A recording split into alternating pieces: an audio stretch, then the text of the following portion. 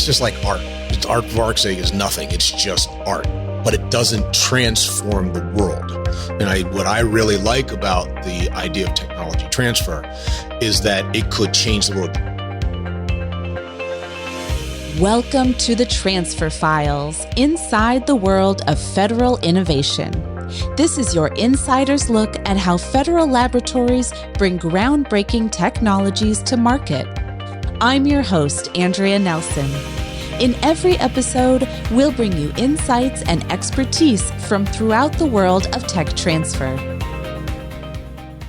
My guest today is Tyrome Smith, an innovation ecosystem builder and convener, a technologist, a public speaker, and much more. Tyrome holds a number of roles as a coach, consultant, and advisor at several organizations, and entrepreneur in residence at Bowie State University in Maryland. Tyrome and I had this conversation in April when we had a chance to sit down during the FLC National Meeting, an annual conference for federal tech transfer and the FLC's big event for education, training, and networking. Tyrome was there in part to lead the annual FLC Awards ceremony as our Master of Ceremonies for the second year running. When we spoke, Tyrome was the Director of Strategic Partnerships at the Common Mission Project, a nonprofit that offers university programs that develop mission-driven entrepreneurs. Tyrome's no longer in that position, but in our conversation, his discussion about his work at Common Mission Project tied in with so many other topics we covered that I couldn't just take it out. So this is my disclaimer that detail is outdated. Among other things, Tyrome and I talked about the difference between problem solving and solutioneering, why ecosystems make 1 + 1 + 1 = 111, and how to tap into the next generation of innovators and entrepreneurs. Please enjoy my conversation with Tyrome Smith. Tyrome Smith, thank you so much for joining us. Absolutely. It's a pleasure to be here. So tell me about what you do at Common Mission Project. So my role is the Director of Strategic Partnerships. What does that mean? My job has historically been, I've been there for about 2.5 years now, has historically been to find the ecosystem, understand if we're solving a problem, who are the partners, who are the participants, the players that can come together in the right combination to solve that problem. The Common Mission Project's mission is to create mission-focused entrepreneurs. So our target has traditionally been working with NSIN, the National Security Innovation Network, through DIU to work on these hard problems in the national security space. So the DoD, it could be Homeland Security, it could be all of these folks who have a problem with the help of our sister organization, BMNT, which doesn't mean anything unless you've been in the Navy. Just know as at BMNT. We curate those problems. We give those problems, we take those problems, give them to college students, and they say, okay, we're going to teach you how to solve these problems like you are a startup, like a Silicon Valley startup. Over a semester's time, they go through a process. At the end of that, they end up with a MVP, a minimal viable product. It could be something that works or just something that's like sticky bubble gum and, binding twine. Then we give it back to we call them the beneficiaries. And they go, cool, that's great. I like it. I love it. We'll adopt it. Letter of interest. It's cool. It's just not for us right now, but it gives the option for the students, tech transfer, it gives the option for the students to create a business. And so they can come back to us and here's a couple of $1,000, go start your business. Or they mutually go, this is crazy. This is way too much work, because it is a capstone project along with the other programs, whatever classes they have. And then they go and they develop it out. Some of them actually have they end up with working products. Our most famous example is a company called Capella Space. Capella Space just closed their Series D. 2016 out of Stanford just closed their Series D round for $92 million. So they've gone through hacking for defense, trying to solve a problem. They had some technology. Some of these guys were NASA engineers. They now have developed something for what's called synthetic aperture radar, which is usually the size of a bus. They've now gotten it down to the size of a dorm room refrigerator to do these things. And so they took some technologies that they knew about from NASA. They took some other technologies they may have gotten from somebody else. They combined that with solving a problem, which for a common mission, that's what we do. We teach people how to solve problems, not just put together technology. You marry it along with the undergirding, the foundation of solving problems for the customer. And is this, for the students you work with, does this tend to be their first exposure to tech transfer and the existence of it? Some of them may not even how do you spell that? So we start with PhD students and work our way down to undergraduates. They're master's and undergraduate students. Really, I'm I don't even know what that means. Some of the more advanced students at the PhD level, they may come out of NASA or wherever, and they have a sense of what that means in terms of tech transfer, in terms of commercialization.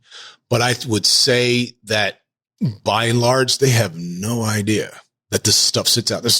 There are university folks that I work that have no idea this stuff sticks out there. So, there's a lot of full beyond college students, professional entrepreneurs who have no idea it exists. So you're helping this whole new generation.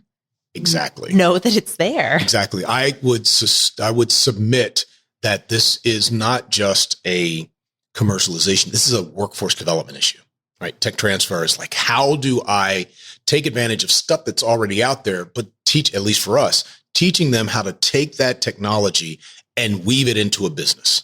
Because without it, it's just like art. It's art for art's sake is nothing. It's just art, but it doesn't transform the world.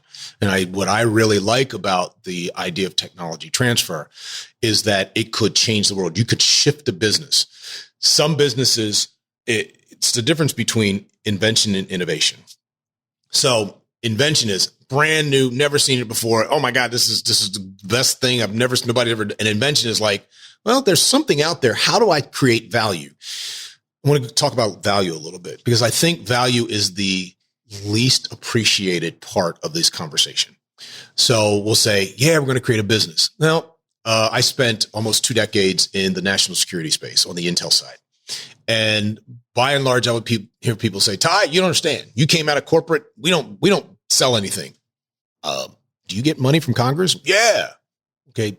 How do you get more money? Well, we have to prove that okay. So you're talking about not a dollars and cents profit, but a fiduciary marker of that you've created value. And so if you kind of shift the value conversation, you end up helping organization, startups, whatever you want to call them in tech transfer, thinking about how am I creating value? And the only persons that you create value that can appreciate the value is the customer. And there's one of two things happen. They either buy your value, big air quotes for those that you can't see it, big air quotes. You buy it, you're creating value because they buy access the thing that you're offering up. They're like, hey, that's cool. I can't use it. Most times, in my experience, at least with the engineers, they love solutioneering. And so for those of you who've never heard that word, it's my stuff is really cool, isn't it? Yeah. What's the problem? I don't know, but I have really cool stuff. I used to be one of those guys and I created this for those guys. When was the last time you were one of those guys? About 10 years ago. I'm sorry. You think the world has changed in 10 years? Yeah, probably. So why are you building things that satisfy you? Don't satisfy the current customer. And so I think tech transfer, as it relates to business building with the undergirding of value, is really powerful, extremely powerful.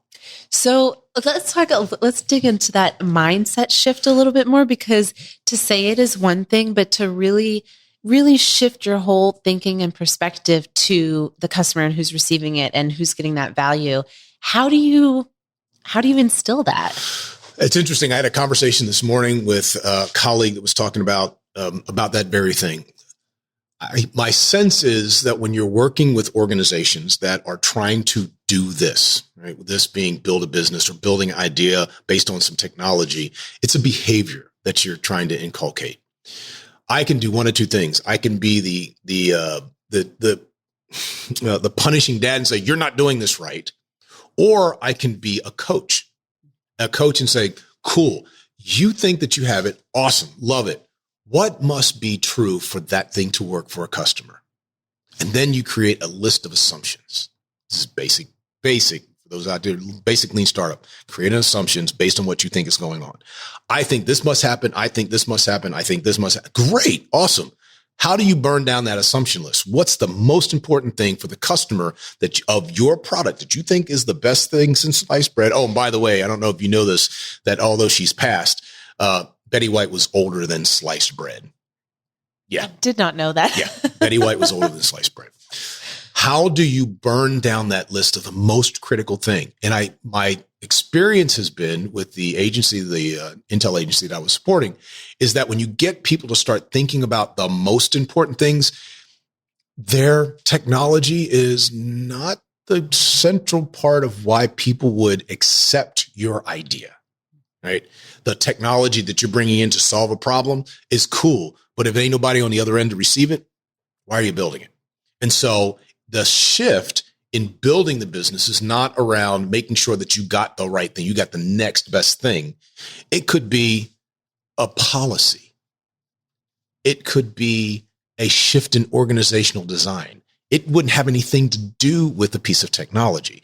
I know we're here talking about tech transfer, but you don't want to build. It's a buddy of mine I've worked with for a while. He said the last thing, he's an engineer, so the last thing you want to do is put a piece of technology on a bad process. Talk about that, what that in practical terms. So I think we need a new computer system. Cool. To do what? To make sure people talk to each other. Do you need a computer to get people to talk to each other? Well, they don't talk to each other. You don't need a piece of technology to do that. Why would you instantiate with a piece of technology something that requires people to have a conversation? You've now put a technological process in a human dynamic. And so I am always aware that whenever I work with people who are building businesses, to make sure that they understand what we call it the job to be done. What's the job to be done of the customer? Then if you understand that, it might be a piece of technology, but you're building or acquiring or transferring the right technology for the right reasons, not the right technology that doesn't do anything except piss people off. This actually reminds me of a conversation I just had about a recently commercialized technology that tracks disinfection of healthcare equipment. And the inventor was telling me that he knew that the problem was that the disinfection needed to be monitored to make sure that the cleaning staff was staying on top of it, that they knew when it had last been cleaned, but it couldn't add to their workload. He said if it was annoying to do, if it was giving them more to do, another little checklist to do, something to pull up on the computer, it wasn't going to happen. And he works in the field, so he understood that. So he also built in sort of a digital log that it automatically updates. Is that a fair? Absolutely. So I really like that idea, because what he did was to understand the job to be done of the customer of his technology. And sometimes the job to be done has nothing to do with the functionality. It works. Cool. Got it. But it is in terms of acceptance. And what do I mean by acceptance? If the job is to make sure, in this case, let's see, the job is not just the disinfecting, but the job is, am I looking good? Am I providing for the health of the patients? Well, how do I do that? How do I reduce the points of friction so my social job in terms of the general is not about recording that part? That's almost easy. The technology is almost easy. Changing human behavior, completely different.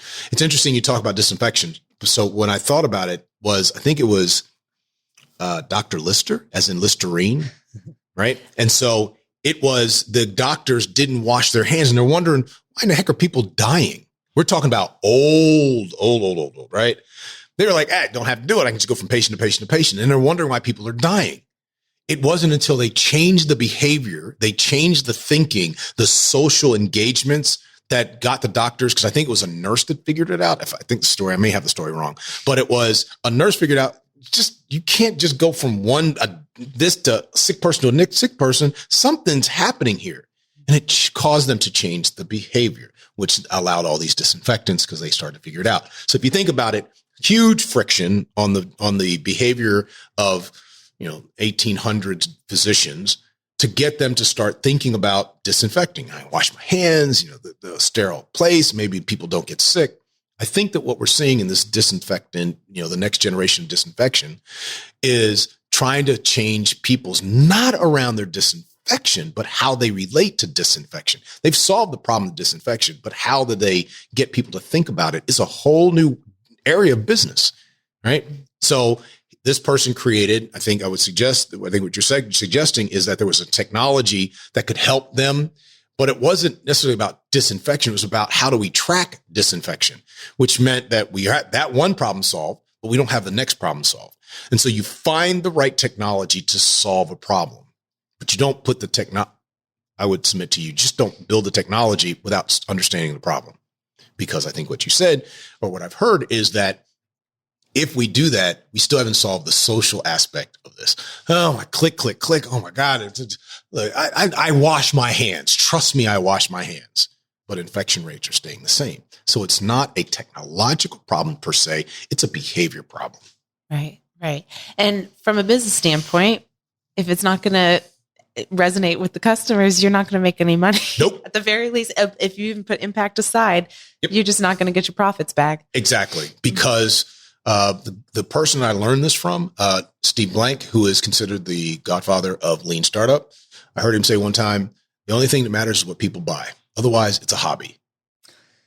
So let's also talk about the particular students you work with. You work with students at HBCUs. Absolutely.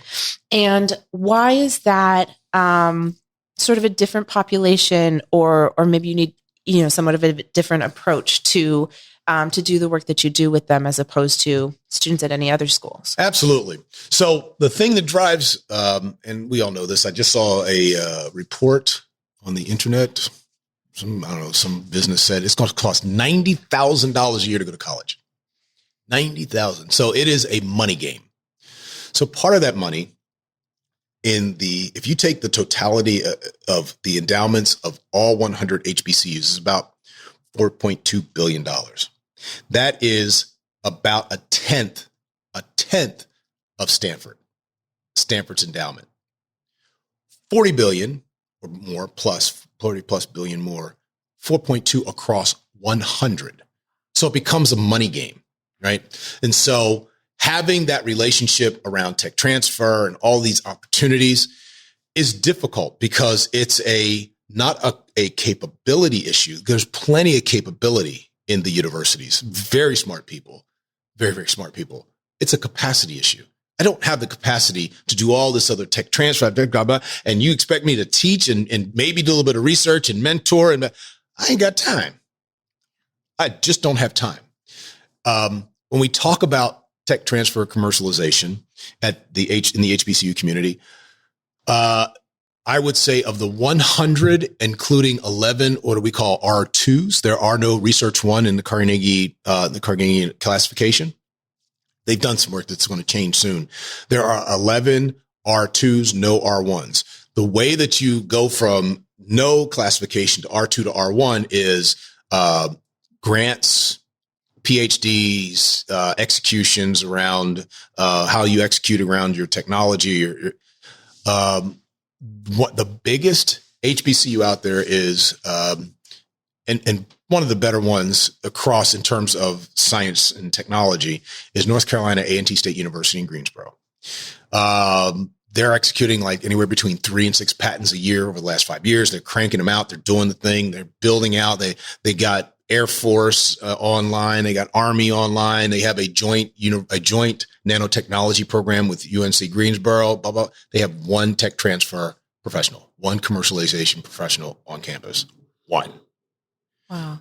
A similar size school, a similar capable school like East Carolina, they have 6, but yet they rank as one of the top 4 universities, independent. So you have Chapel Hill, Duke, NC State, A&T. They get half the money of a North Carolina State, half the money in per student tuition.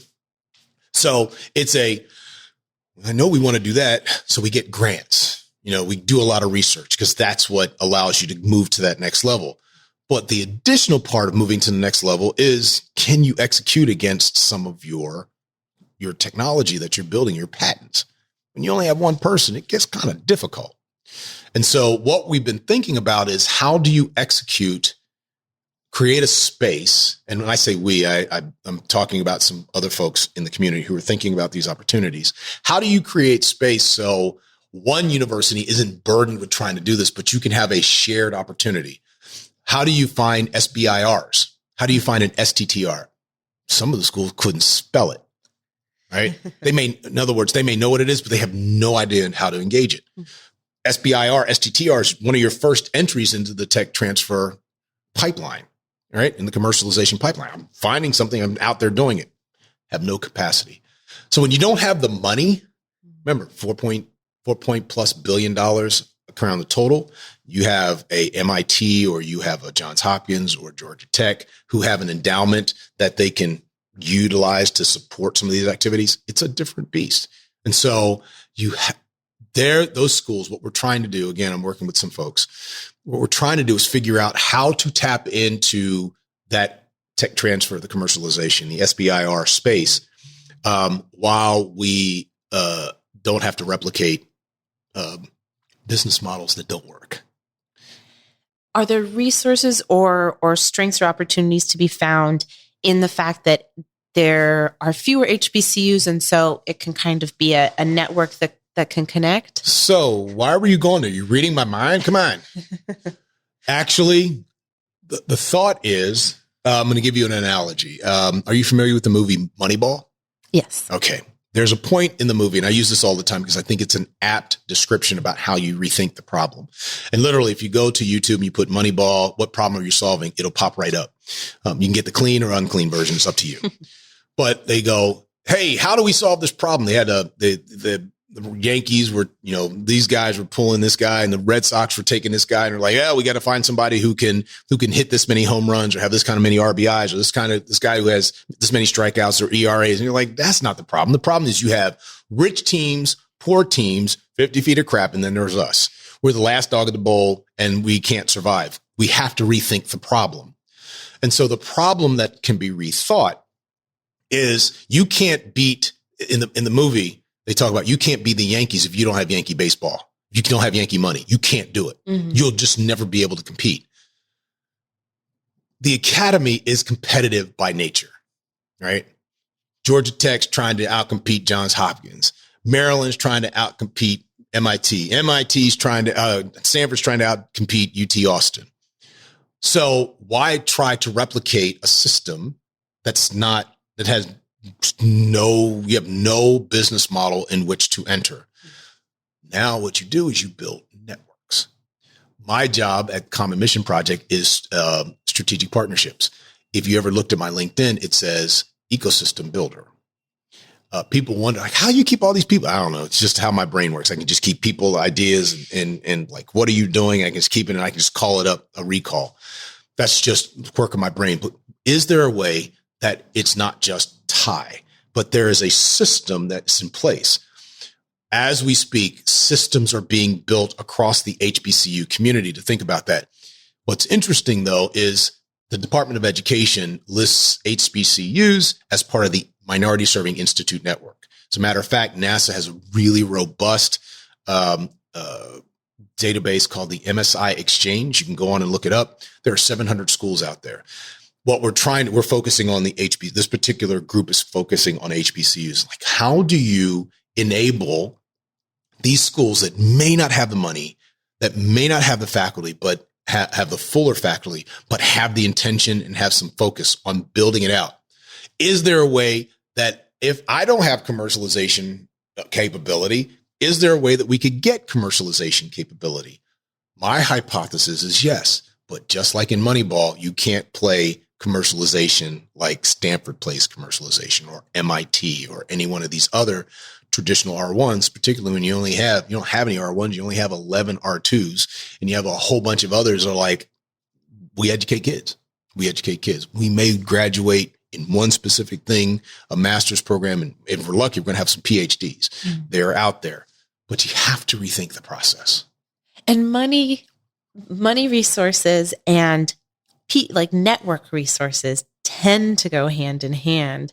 So without one to build the other, I mean, I guess that's where you're coming in. Yeah. So, if you have money, cool, but money isn't all the time the blocker, right? So think back to the disinfectant 2.0. It was behavior. It's like, how do you rethink behavior? If Eddie Murphy in his, it's an old concert, it's like 1984, in Eddie Murphy Raw, he talks about, that's not a regular cracker, that's a Ritz cracker. That was good, right? You want to, and I want to have more of that Ritz cracker. So I start to hoard crackers.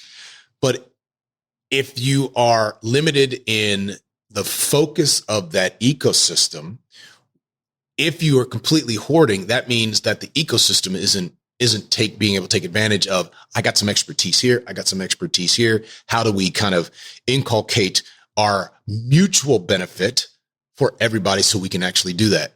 Because it's not at that point, if you have a Ritz cracker and you're hoarding your crackers or you're hoarding your whatever, your resources, it's a scarcity mentality. It's not an abundance mentality. In an abundance system, what you end up with is, I give it to get it back. I give it away, and I'm with the intention that I will get it back.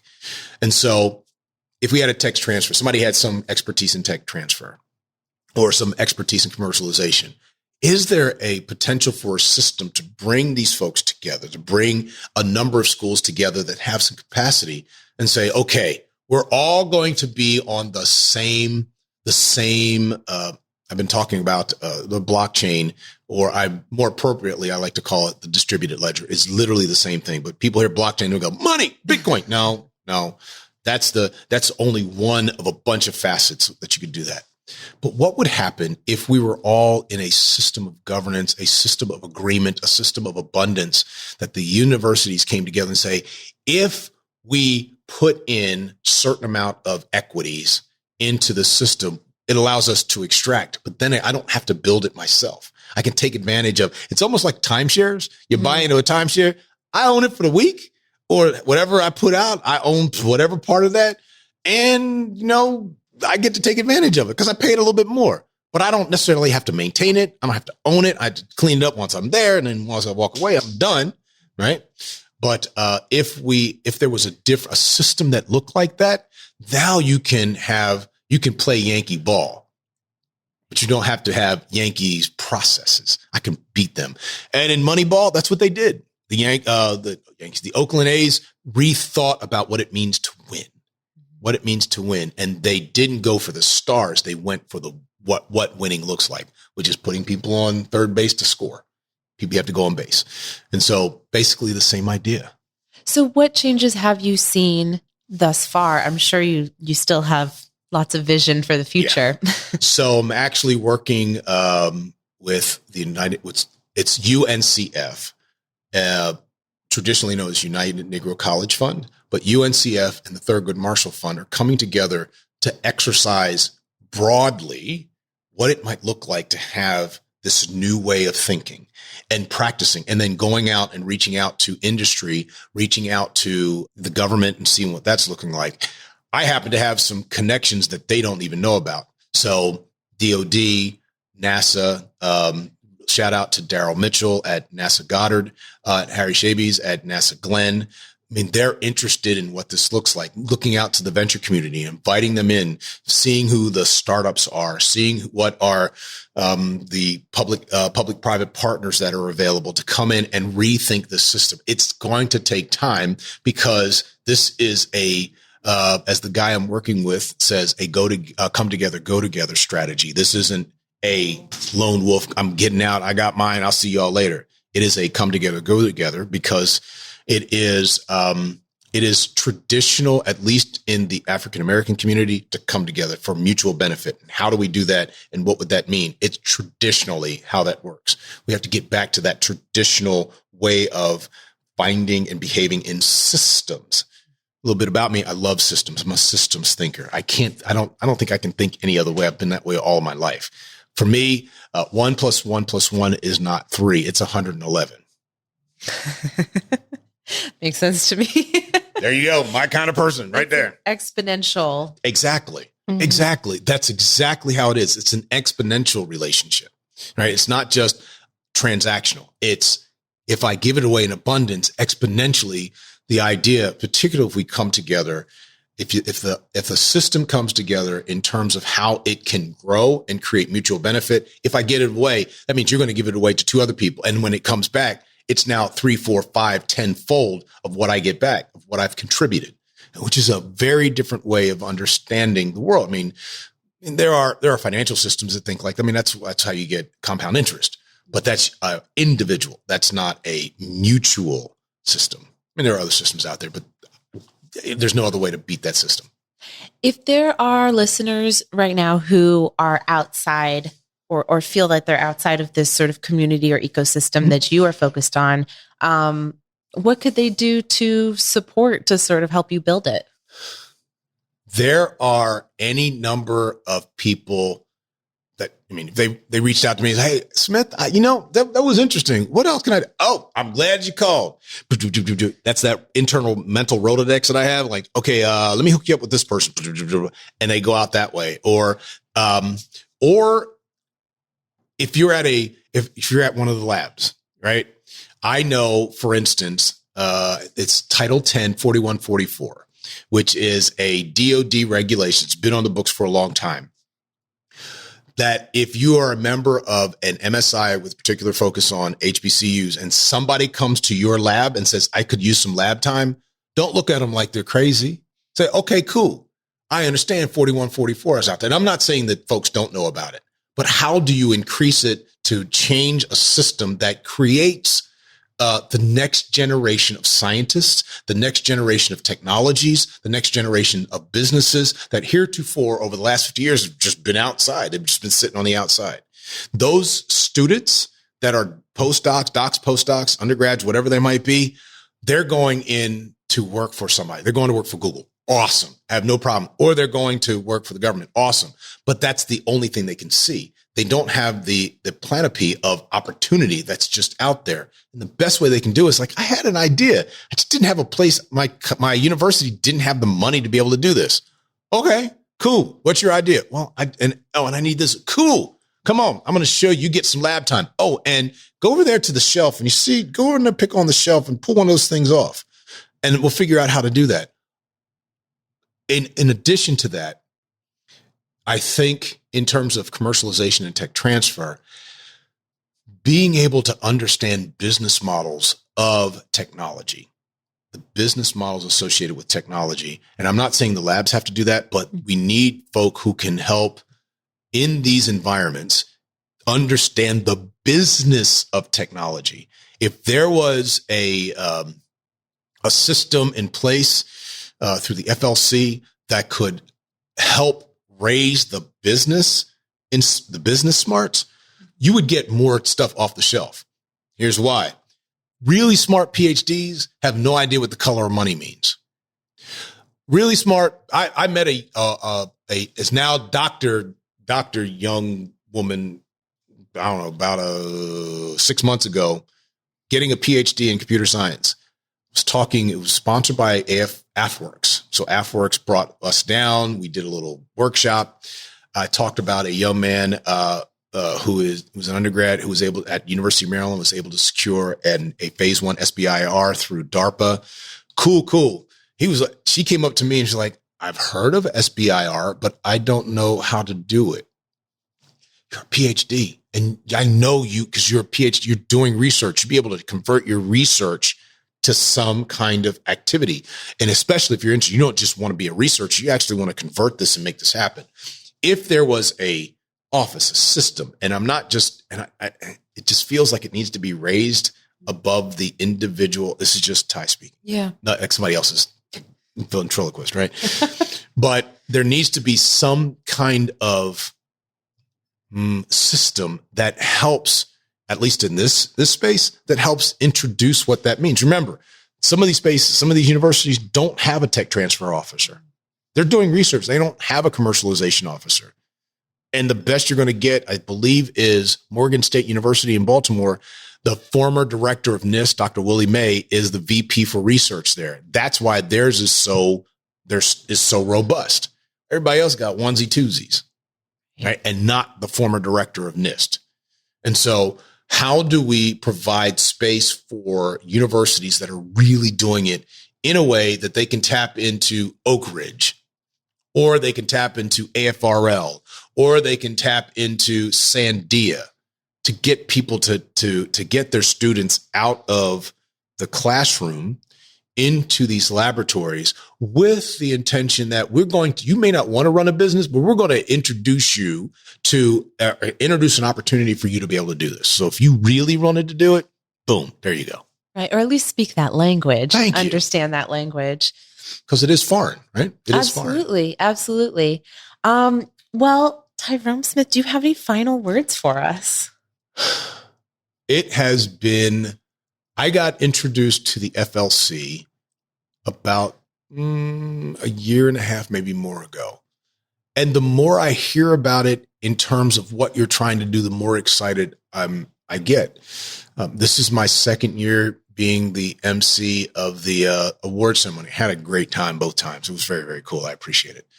But when I hear about what the opportunity is with NASA, I am the entrepreneur in residence and adjunct faculty member at a regional HBCU in Maryland, Bowie State University. When I hear about the opportunity, somehow we need to make the connection. And if I could, my magic wand moment, bing, that these systems start to find one another. They start to find one another in such a way that opportunity reigns, that you don't have to be it, but at least you've seen it. There's a lot of power in that. Thank you so much for joining us and sharing your insights. No problem. Thank you. Tyrome referenced so many great programs and resources, so check out the page for this episode on the FLC website, federallabs.org, for links and more information. You can learn more about many of these topics and watch Tyrome MC the 2023 and 24 award ceremonies on the FLC Learning Center at federallabs.org under the Educate tab at the top. Select the FLC Education page and click on the button that says Go to the FLC Learning Center. If it's your first time, you'll have to create a free account, and then you'll have access to webinars, courses, and other content designed for different career paths and experience levels. Another note, the disinfection technology that I stumblingly described is TrackMate Digital Tracking System, invented at the Department of Veterans Affairs and sold by Xenex. Dr. Lister, who Tyrome talked about, was Joseph Lister, a British surgeon and scientist from the 1800s and early 1900s, who has been called the father of modern surgery. Quick history. Lister made surgeries safer by promoting sterilization and antiseptics. Critically, he realized that the decay that would set into patients' wounds was caused by germs. This was a game changer. And as Tyrone mentions, Listerine mouthwash is named after Dr. Lister as a nod to the product's germ-killing power. Thanks for listening, and we'll see you back in 2 weeks on Transfer Files Tuesday. Thanks for tuning in to the Transfer Files, your insider's look at federal tech transfer. Don't forget to like, subscribe, and stay connected for more episodes exploring how hundreds of government laboratories and countless industry partners are driving innovations that shape our lives.